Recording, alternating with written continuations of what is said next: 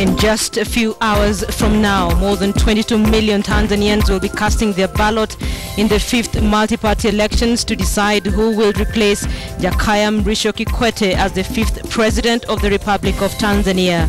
CCM has won every poll since Tanzania's first multi-party election in 1992. But this year, the ruling party faces its strongest challenge yet from a four-party coalition called UKAWA, which includes Chadema and CUF, the country's second and third largest parties respectively.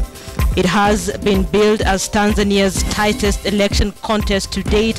Whoever wins this particular election will replace Jakaya Mrisho Kikwete and become Tanzania's 5th president. The 2015 presidential election is widely seen as a two-horse race, even though there are 8 aspirants. 55-year-old John Magufuli is vying for the presidency under CCM and is widely expected to succeed President Jakaya Kikwete, who will be stepping down after his second and final term. The ruling Chama cha Mapinduzi party has been in power since independence in 1964. 61-year-old Edward Lowassa, on the other hand, is vying for the presidency under UKAWA coalition. He served as the Prime Minister of Tanzania from 2005 to 2008 under Jakaya Mrisho Kikwete. Here's the thing, there are 8 presidential aspirants in the presidential race, and voters will also be casting ballots in parliamentary and local polls, that is tomorrow, including the semi-autonomous archipelago of Zanzibar, which will also hold its own presidential election. So here's the thing, over 22 million voters deciding who exactly will replace Jakaya Kikwete as the 5th president of the Republic of Tanzania. That decision will be made tomorrow. We have a team on standby in Tanzania, and that team is being led by John Allan Namu. They have been covering these elections for you since the last 1 month, so to speak, because we had Ben Kitili, Francis Ontomwa. So let's bring in John Allan Namu live from Tanzania. Namu, can you hear me? Well, Linda, it's been months, it's been weeks, it's been days, and now the campaigners and the aspirants of both Chadema and CCM have just finished squeezing out the last few hours of campaign time before they go to the polls, before this country goes to the polls tomorrow at 6 a.m. sharp. Of course, here on KTN News, we've been covering it, and through the length and the breadth of the biggest country here in East Africa. We've got reporters in Zanzibar, Dodoma, Arusha, and of course here in Dar es Salaam, as well as different parts of this country and at the border towns between Kenya and Tanzania. But of course, we're going to get to that in just a moment. Transition in Tanzania is the name of our coverage. But first, here are the highlights on KTN Weekend Prime.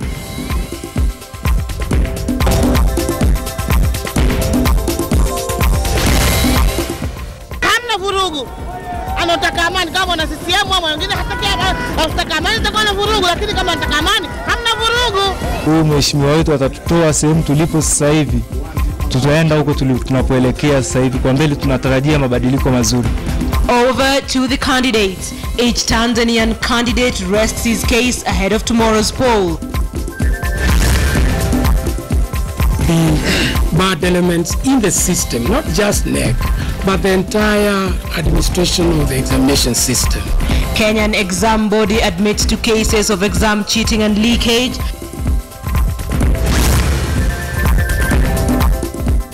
Most of us were not able to come out to the society and tell them about us, and also the society fears to engage themselves with us. Short but talented people with dwarfism in rare gathering in Nairobi.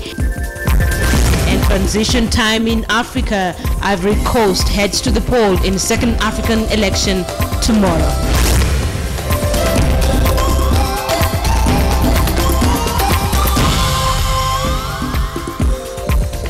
Welcome to the program. Thank you so much for joining us. Our sign language interpreter there at the bottom end of your screen is William Sila. We'll be crossing over to John Allan Namu in just a few minutes, but we begin here in Kenya with the ongoing crisis of alleged leakage of national examinations.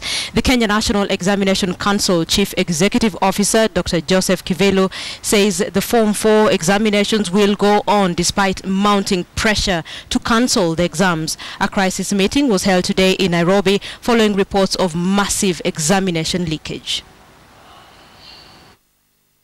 It was a crisis meeting by the Kenya National Examination Council Committee and officials of the Ministry of Education to investigate the source of leaked examination question papers complete with marking schemes currently in circulation. After the meeting, the examinations body played down reports of massive examination leakage. All the papers were successfully done despite the alleged leakages of these papers, especially this week. By Friday this week, 50 KCSE papers had been done by candidates. 24 remaining papers will be done from 26th October to 5th November 2015. A brief prepared by the Examinations Council since the onset of exams shows that 14 teachers from 7 counties across the country have been arrested and charged after they were found with examination materials. One of the teachers was arrested in Changamwe after he was mentioned by private candidates as having coached them using genuine examination papers. 25 private candidates in Mombasa and Kilifi counties were caught with questions for Kiswahili Paper 1 and Paper 2 written in the exercise books and mobile phones.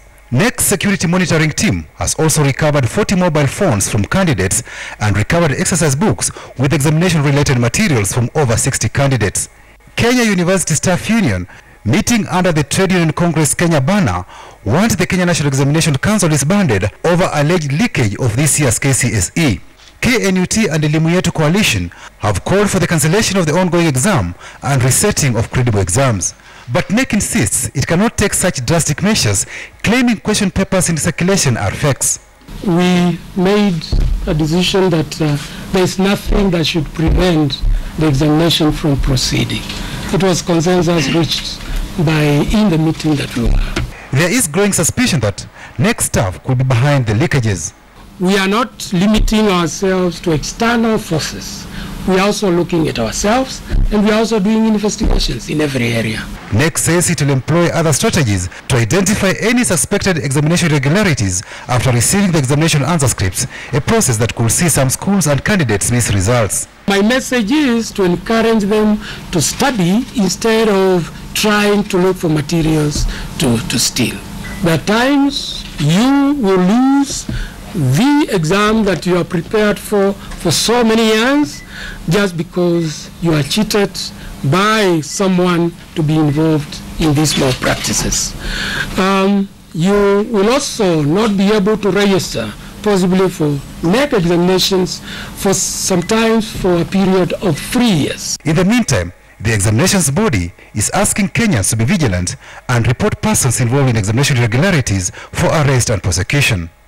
Patrick Amimo, KTN News.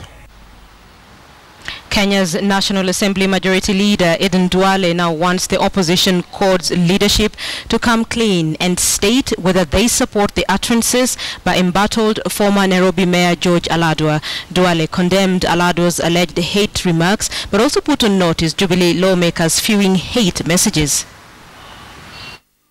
Mkuu wa polisi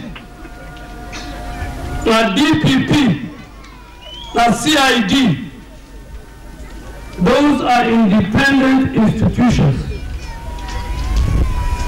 Ukiwa Jubilee, ukiwa court, ukiwa kiongozi wa aina gani, wewe huwezi kutisha wa Kenya.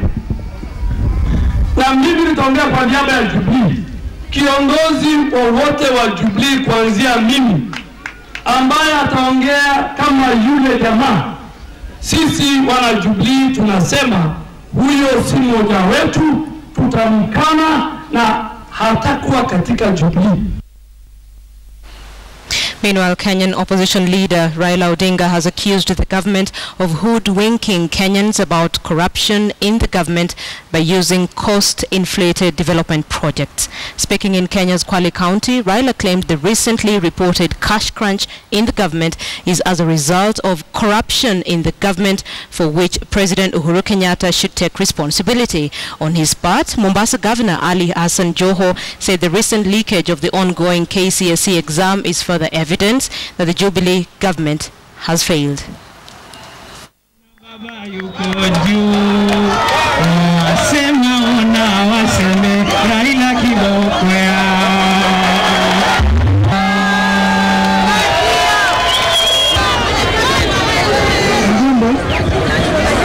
Uchumi imesambaratika. Nyinyi wana Kenya mnakaa hapa angani kama ndege, lakini chini hapa hakuna msingi. Kwa hivyo Wakenya wanaishi kwa siku ambazo zimekopeshwa. Wanajubilee wamefilisisha uchumi kwa sababu ya ulafi na ufisadi. Kwa hivyo ni lazima jambo hili liweze kutatuliwa.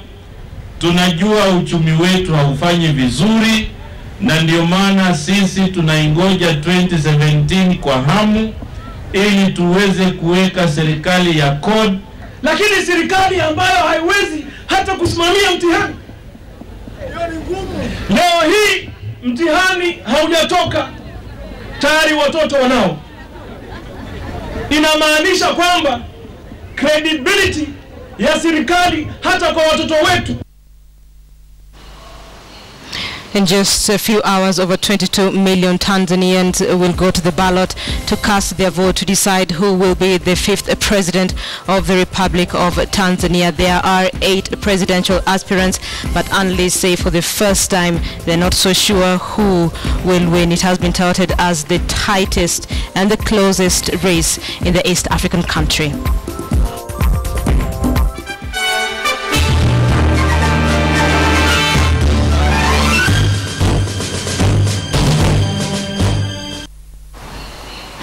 Tanzania decides 2015, 8 presidential aspirants, 22 million voters. Who will replace Jakaya Mrisho Kikwete as the 5th president of the Republic of Tanzania? John Alanamu is in Tanzania. John.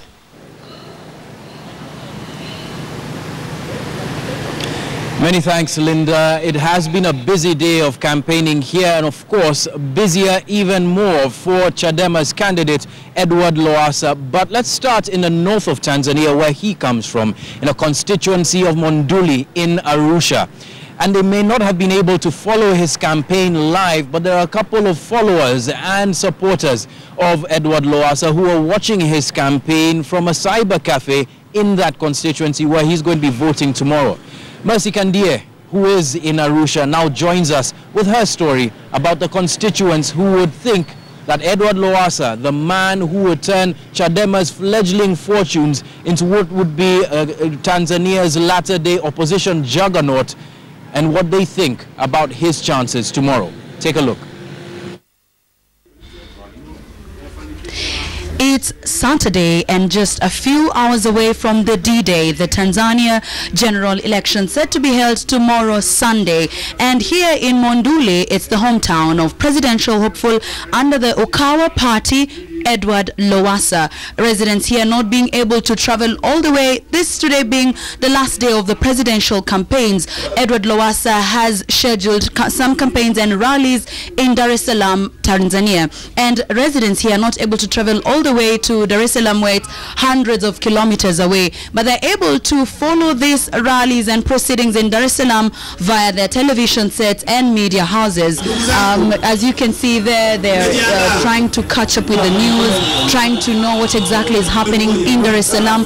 It's the final day of the Tanzania campaigns by political leaders in Tanzania. I'm seated here with a number of youth who are trying to catch these proceedings live on their television sets. Labda utueleze maoni yako ni yapi kuhusu campaigns ambazo zinaendelea, na pia wale ambao wanafaa kuzungumza, na pia uchaguzi ambao utakuwa kesho. Majina yako alafu tueleze. Kwa majina naitwa Johnny, nakaa Monduli alipotokea mheshimiwa rais mtarajiwa.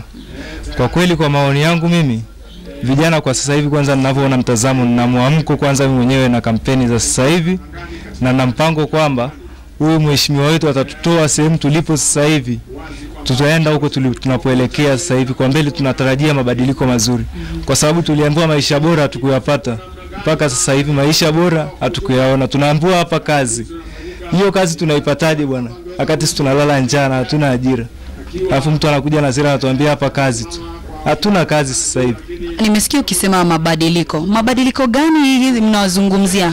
Mabadiliko, yani tumeshakosa mabadiliko kuanzia miaka 54 mpaka sasa hivi tunategemea chama kimoja. Sasa hivi tunataka mabadiliko, at least muonekano wa chama kingine kituongoze kutumia mabadiliko na akili za chama kingine kuliko akili za chama hichi tunaweza kudidimizwa chini. So there you have it. Just some opinion here from residents of Monduli, where presidential hopeful Edward Lowassa hails from. But let's head out to the streets to know exactly what the residents who are outside are saying about this Tanzania general elections set to be held tomorrow. Uchaguzi una wa kihistoria. Haijawahi kutokea uchaguzi kama katika historia yetu ya vyama vingi katika nchi yetu ya Tanzania. Na bahati mbaya nzuri mgombea mwenyewe anatoka katika wilaya yetu ya Monduli. Kwa hiyo kwa sisi watu Monduli tumejiandaa vizuri tu, tunategemea mabadiliko makubwa sana. Tunateseka, tunanunua maji ndoo shilingi 1000 sasa hivi na tuje kununua maji. Mimi na bomba, kila mtu hapa ana bomba, lakini sasa hivi maji hayatoki kwa ajili ya ama CCM. Kwa hiyo tunaomba amani Tanzania. Tunamwomba Kikwete, tunamheshimu sana. Kikwete abadilike. Rallies and campaigns have been the order of the day today as the final day approaches. Remember, it's tomorrow that Tanzanians will walk to the polling stations and cast their votes. Some of the key issues that they want here to be addressed include education, with some political leaders promising free education from the primary level all the way to the university. Water and electricity remain also a key important aspect that Tanzanians also want their leaders to address. Health and also access to facilities.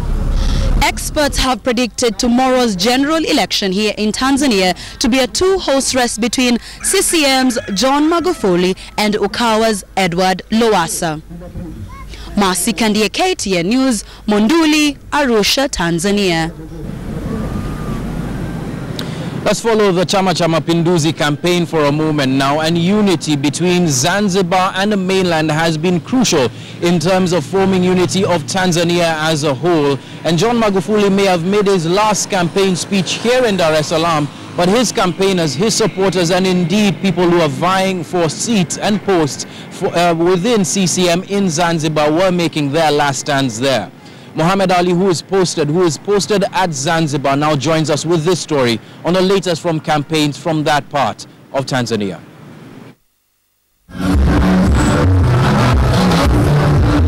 Be ready to celebrate the victory as the opposition has lost directions, was the message by Zanzibar presidential candidate Dr. Ali Mohamed Shein.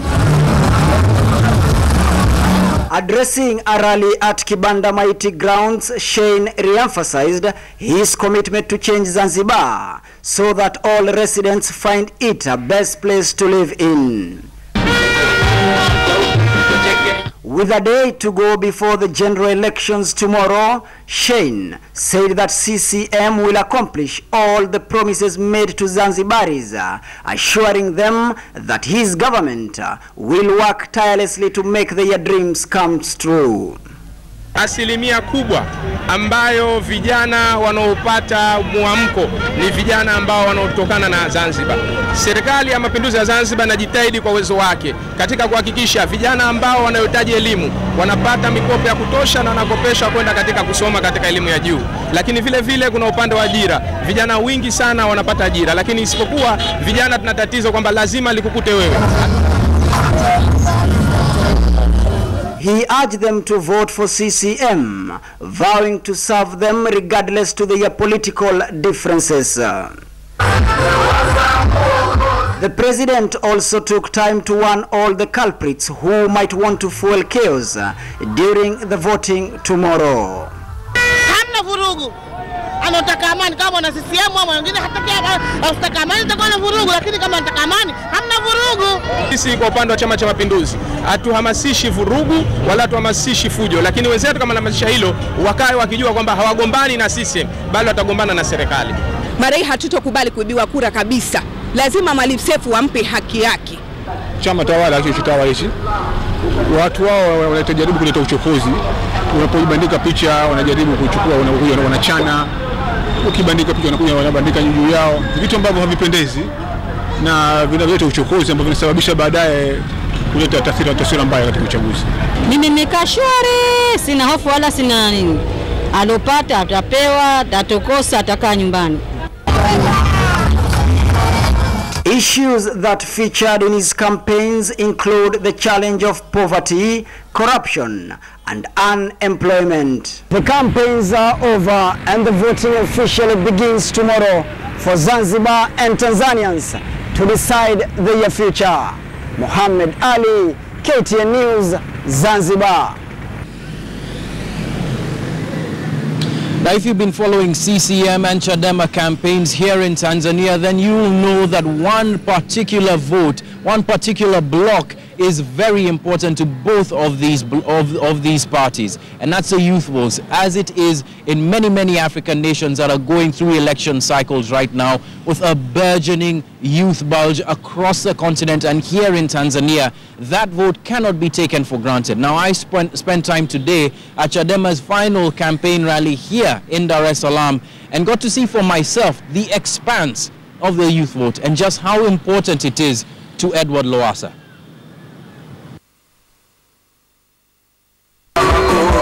It's been a lot less like the phone book Tanzanian election and a lot more colorful and vibrant. This year's campaigns in Tanzania are now well and truly a contest, one in which a majority of the people registered to vote have participated fully. That's Tanzania's youth. No one is counting on this vote more than sextagenarian Edward Lowassa. Maybe a little long in the tooth, but he's managed to capture the aspirations of a burgeoning young population here in Tanzania. And the youth, it seems, are responding to his message. At the fringes of the crowd in attendance at his final campaign rally, 25-year-old Geraldine Charles watches him expectantly.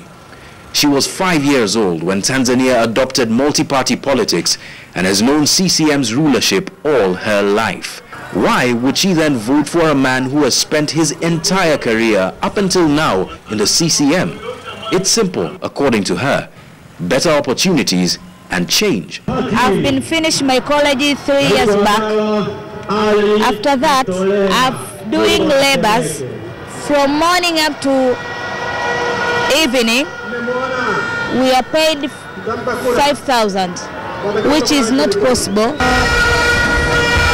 13.4% of young people between the ages of 15 and 34 are unemployed or underemployed in Tanzania, mostly because many of them lack employable skills. Lowassa's campaign has been focused around this one issue. CCM, the incumbent party, says that it is the party of the young. Chadema, Lowassa's party, however, seems to be carrying the day with the youth, and at their final campaign rally, again alleging that CCM were planning to steal the election and hang on to power.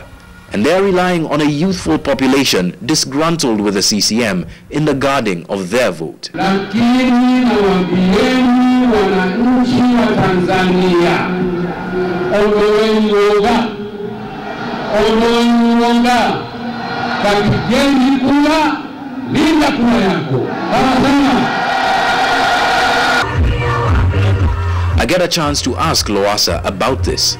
You mentioned that you would concede defeat if defeated fairly. If it is fair and free, I will. But if it's not fair and fair, I will not. What are you preparing your supporters for to do in case that does not happen? What am I doing? What? What are you preparing your supporters to do in case I won't say that now. does not happen? I won't say now.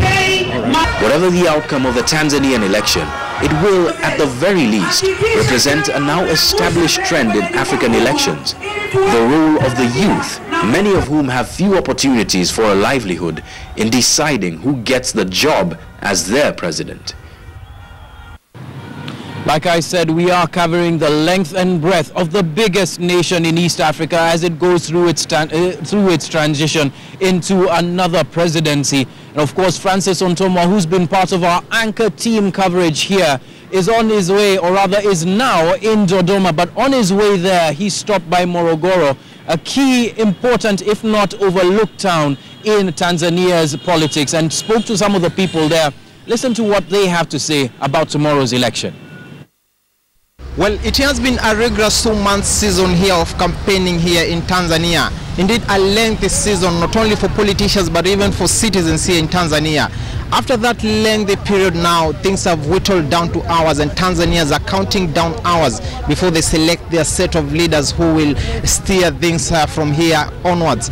And we are on our way to the capital city of Dodoma. We've decided to make a stopover in Morogoro here to try and capture views of citizens, to try and hear what are their expectations as they head to the polls tomorrow.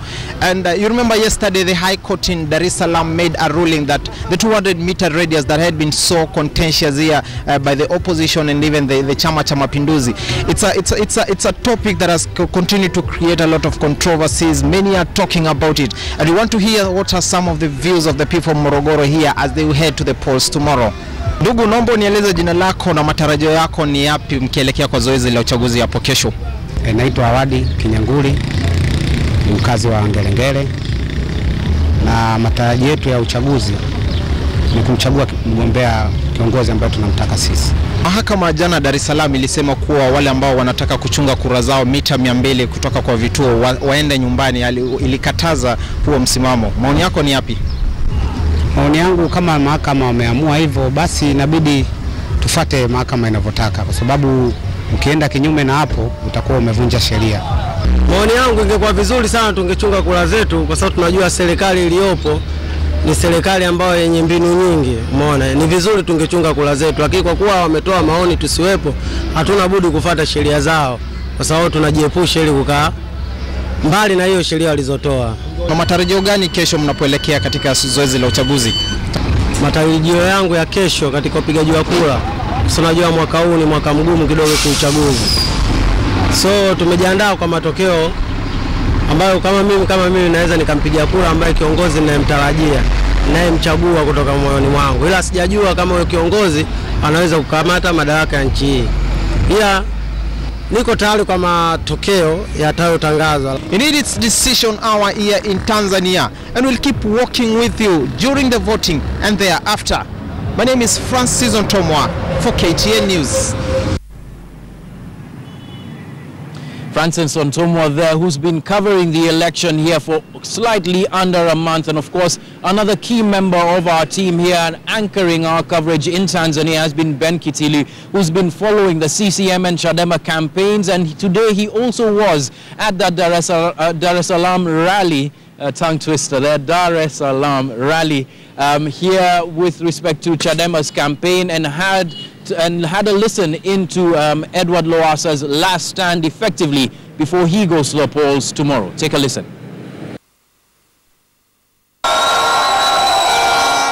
It was one final call to voters by the main opposition political party Chadema and the umbrella Ukawa coalition. A final call for any undecided voters in Ukawa's quest to oust the governing party Chama cha Mapinduzi CCM from power. Tanzania has been under the rule of one political party since independence in 1961. Lowassa, a former prime minister who was a CCM leader for more than 30 years, has been campaigning on the promise of change. Urais si jambo la potea. Urais ni wajibu na dhamana ya juu kabisa katika taifa. Urais si mamlaka ya kutisha watu.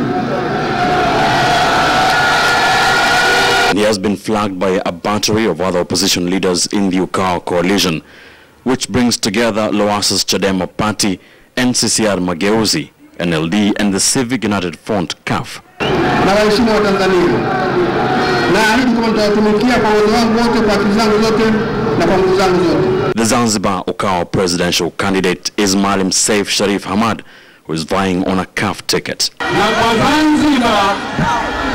Kwa Zanzibar wanasema hivi kwamba watampa kura nyingi sana Mheshimiwa Lowassa.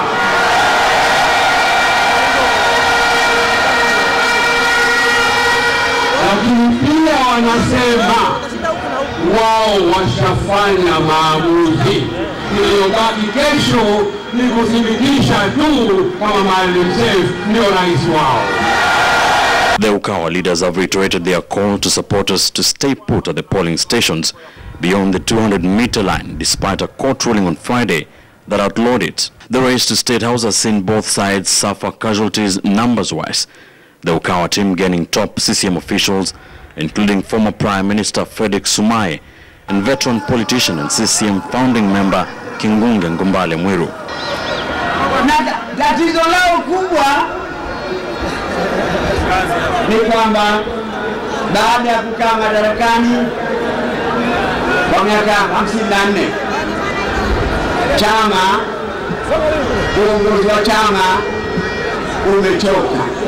The 2015 Tanzanian race to State House is almost getting to the finish line, and it has been a grueling affair. 2 months of political campaigns across this vast East African nation, and now it is only a matter of hours. The mandate now shifts to the 22.7 million registered voters to make their choice. Ben Kitili, KTN News, Jangwani, Dar es Salaam, Tanzania.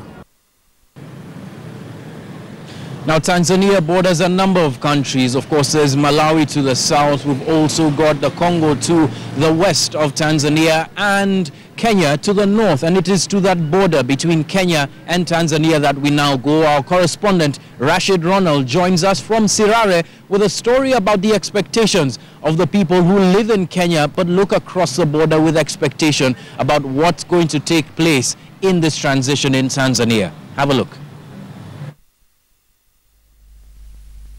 Indeed, I am in Sirare town, a town that borders Kenya and Tanzania. Actually, this region has been dominated by the opposition since the emergence of multi-partyism in Tanzania. And this time around, CCM is trying to make inroads. It's actually working pretty hard to ensure that this time, actually, it gets votes in this region. And the question is, will they make it this time round? Ito sikoma kwado, eke utawaleta ndani. Mimi maoni yangu nikuwa nao kijana kama mimi ni kijana CCM.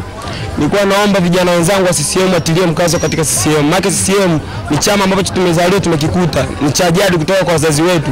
Sasa haina haja kusema mtu anakuja na kuonyesha Chadema anasema kusema sijui mabadiliko. Mabadiliko unayataka wapi na mabadiliko anaanza kwako wewe mwenyewe.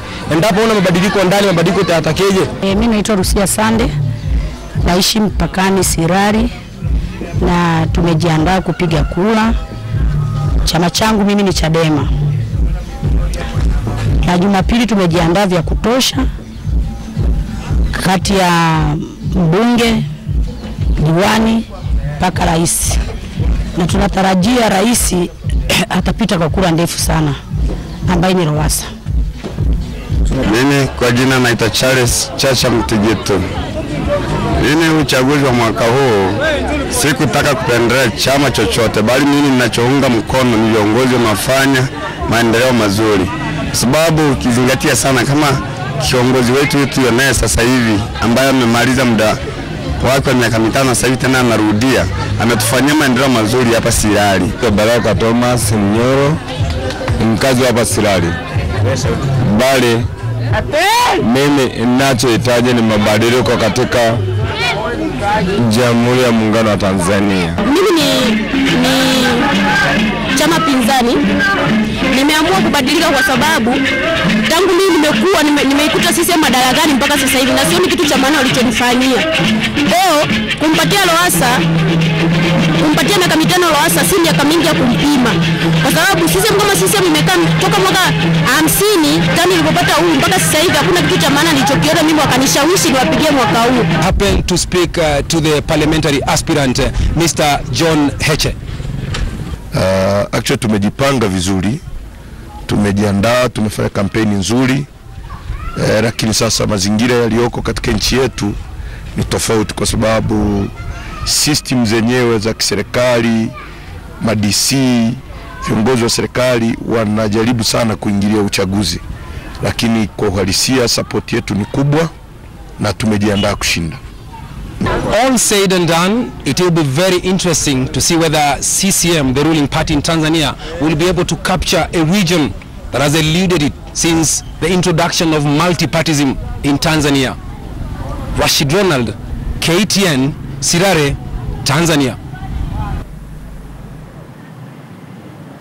Now, if only because of the reason that this is the first election in which Tanzania's multi-party democracy is truly being well tested and stretched. It is an important election for Tanzanians within the borders of Tanzania, but it's also an important one for the people around Tanzania in the East African community. This transition in Tanzania, of course our hashtag is transition in Tanzania. You can send us your thoughts about both our coverage and what your expectations are about tomorrow's vote, and perhaps who would be, in your view, the next president of Tanzania. We are, of course, broadcasting across the East African nation and won't stop until that last ballot is cast and counted. We'll be live here from 6 a.m. tomorrow, and we'll be live until we know the next president of Tanzania.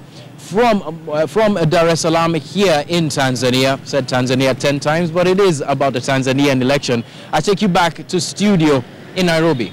Back to you, Linda.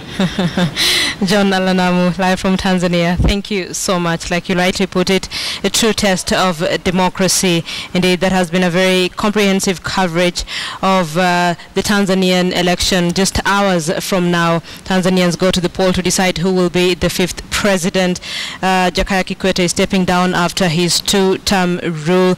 Remember, his CCM party has been in power since the nation gained independence from Britain, that is 54 years ago. So question is, will it be CCM's John Magufuli or will it be Ukawa's Edward Lowassa? That is the question that everyone is waiting to see, even as Tanzanians go to the polls tomorrow.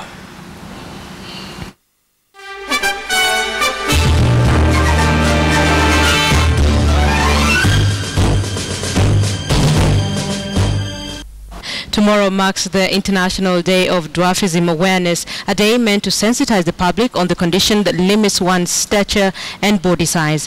And in Kenya, a group had a gathering at the KICC a day prior to the commemoration to not only mark the event, but to send out a story message, one of resolve like never seen before. KTN's Timothy Otieno reports. Ruth Mweni majestically makes her way to the KICC Taifa Hall just as gracefully as she did when she won the Miss Confidence beauty pageant back in 2012. But today, a different and special gathering of a kind awaits.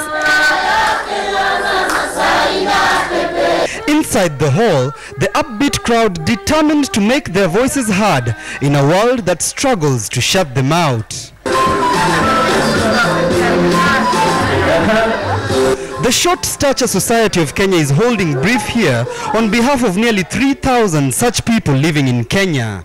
Ruth Mweni, the founder of the society, says the stigma for such people is stifling, and her greatest resolve is to see persons of short stature in Kenya viewed differently. Despite our height, we can be able to be mothers, parents, we can be able to be MPs, governors, we can be able maybe to in the other next coming generations to be the president of the Republic of Kenya. It's an opinion shared by 27-year-old Joachim Mwangi, who serves the society as its president. He tells me that lack of proper recognition by the government may be the only thing hindering some of them from reaching their full potential in life. My aspiration or my goal is one day when I wake up, I will find a society which accepts all people living with dwarfism. A society that gives them a platform, opportunities equally without discrimination. For Joachim, despite their height, the sky is nothing but the limit for such a group. The group, however, failed to participate in several sporting tournaments in 2013 in the US due to lack of sufficient funding to sponsor their trip, despite qualifying under the Paralympic category. And for some like Philip Dawood, that should never happen again. Let's accept ourselves. Let's love ourselves. Let's know that God created us in a unique way, and God created people with the diversity. Already, the group is planning on forming a national football team. Never look down upon anyone unless you are admiring his or her shoe.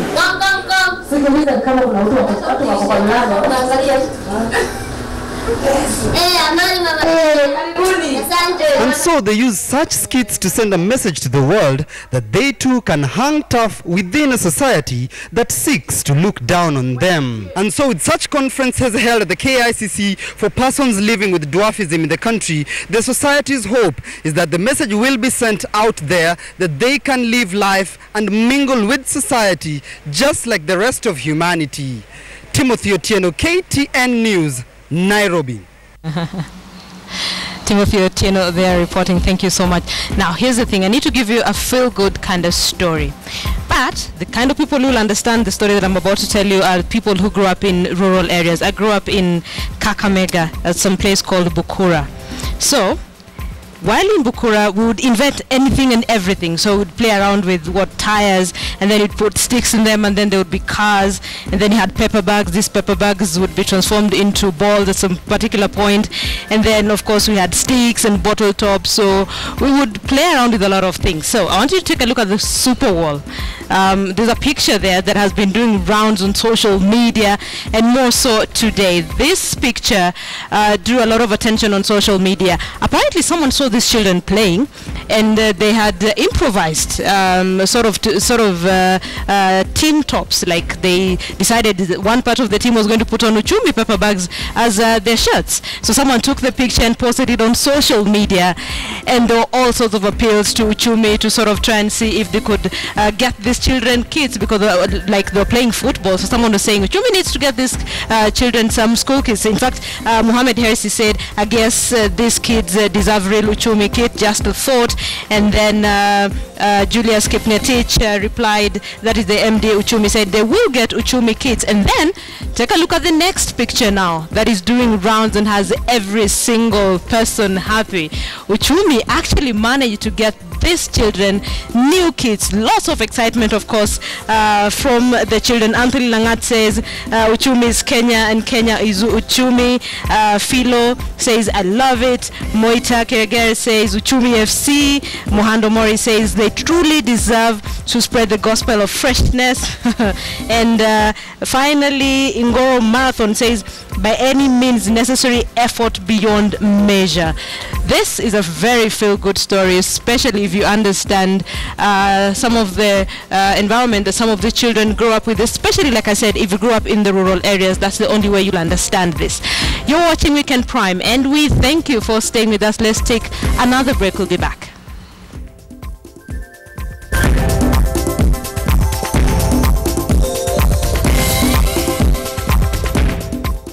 Another country in Africa going to the polls in a matter of hours is Ivory Coast. Ivory Coast presidential candidates wrapped up their campaigns in the country's commercial capital of Abidjan. While the election results shall have the final say on who will be the next ruler of the West African country, many expect that the results will be incumbent President Alassane Ouattara's favor. Trix Ingado has the details. Ouattara's campaign has been fashioned to portray him as a guardian of the country's political stability and prosperity. He ended his campaign with a star-studded concert where he urged all his supporters to show up at polling stations to cast the ballot. And as he made his grand exit, the streets were lined with avid supporters hoping to catch a glimpse of the leader as his caravan snaked by. However, there are fears that many will shy away from the ballot, a fear that some may find justified owing to the brief post-election civil war that saw the death of 3,000 Ivorians back in 2011. Since then, the country has enjoyed an economic boom. It reclaimed its status as the world's top cocoa exporter and overtook India as the top cashew nut exporter. A peaceful election would mean that Ivory Coast will continue enjoying such prosperity and keep investors coming. I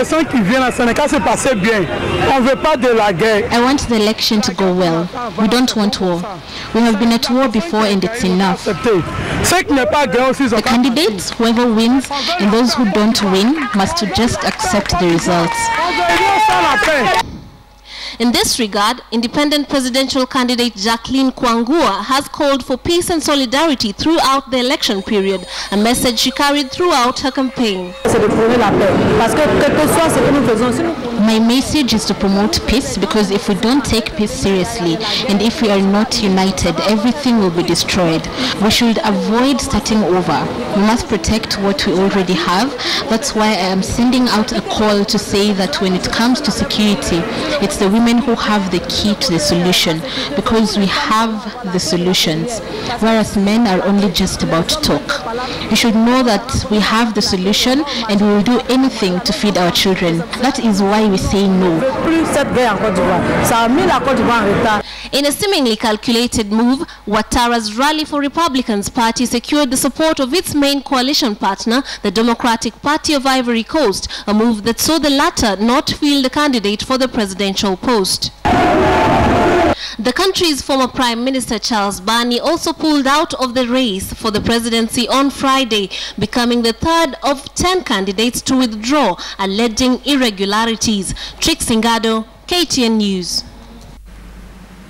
So back in Kenya, a woman in Dipsy slum in Nairobi wants authorities to take custody of 2 children who she claims have been facing abuse and neglect by their parents. Beatrice Acheng, a mother of 4, claims that no action has been taken since she reported the matter to the police last Thursday, forcing her to take them in to avoid further abuse. Fatma Pole reports. 4-year-old Stella, not her real name, and her 1.5-year-old sibling Mary, also not her real name, play in what has been their home for the past 2 days. This after they were rescued from an alleged abusive home by a neighbor. Katoka alikuwa kamekalishwa hapo, kamepatiwa mchele sahani full, kamekula kakamaliza kwa madakika, kakapatiwa chipo za mbao, kakakula kakamaliza kwa madakika. Kaka baiwa ndizi kalikuwa kanakula kanamaliza, patu wengine kanakula kanamaliza, kakakula ndizi 6. Sabi nikasimama hapo nikashangaa, mtu anakula kawaida kweli. Before they were rescued, these 2 were living with their father and stepmother. Beatrice alleges that they were subjected to mistreatment by their parents and that these scars are as a result of wounds inflicted on them. Jirani wake akasema huyu mtoto anafungiwa kwa nyumba kila siku watu wakienda kazi, ama kama hajafungiwa kwa nyumba kuna mzee anaachwanga hapo, na huyo mzee ni mlevi kabisa, niende anaachwa na huyu mtoto. The stepmother however denies these claims. Nauliza, unaweza fungia mtoto from asubuhi saa 2 mpaka saa 10 ukuje? Kama watoto 2, unaweza fungia watoto? Hii ndio nyumba yangu, unaweza fungia watoto kwa nyumba? Huyu mama yununuanga chai asubuhi kwa hoteli. Sasa tunajiuliza kana ninuanga chai asubuhi na chai ndio rahisi kupika, lunch atawapikia kweli? Kumbe hawachiangi hata lunch kwa nyumba. Watoto wanashinda hivyo njaa. Sasa hiyo siku ni kama katoka aliona Mungu wake, mlango benye ilifunguka, kakatoka nje, kakaona kajisaidia. Nipelekea mama yao children kilia. But after the parents who earlier claimed that they were not aware the children were with Beatrice learnt of their whereabouts, they will try to grab them from her. Beatrice having none of it. Kitu yenye nauma wewe mzazi anakuja anaingia mpaka kwangu anataka kuchukua watoto.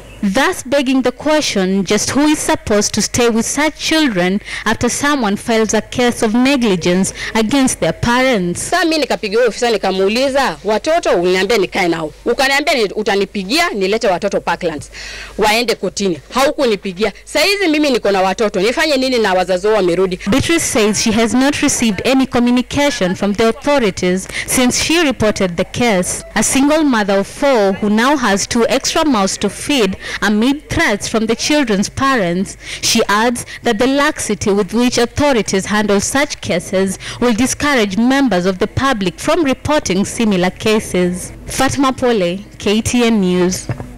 So let's look at sports now. Former Finland and British rally champion Tapio is the winner of the 36th edition of the Guru Nanak Rally. Tapio led from the start to finish to clinch the last leg of the KCB Kenya National Rally Championships ahead of veteran Ian Duncan.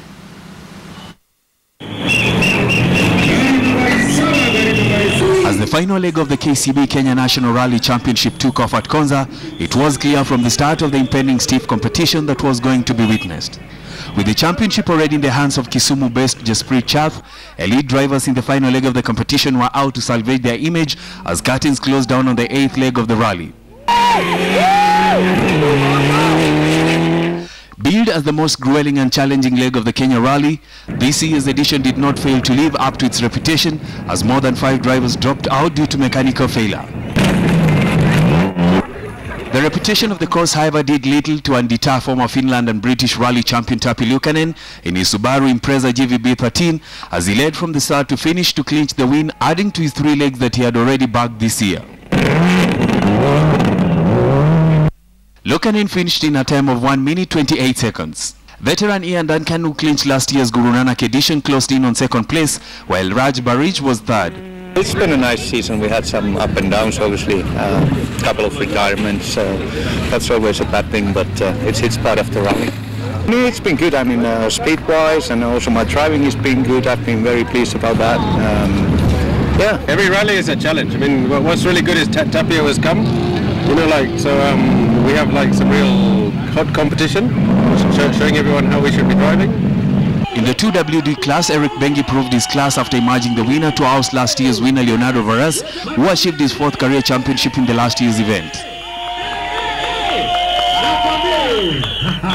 Jasmeet Chana was crowned the KNRC Division 1 champion, with James Kirimi clinching the supplementary class championship.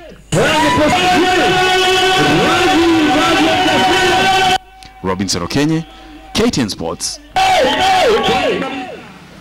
The annual Kenyan International Nakuru Open Squash Championships kicked off today at the Rift Valley Sports Club in Nakuru. The tournament that attracted over 66 players from Kenya and Uganda had 13 new entrants this year.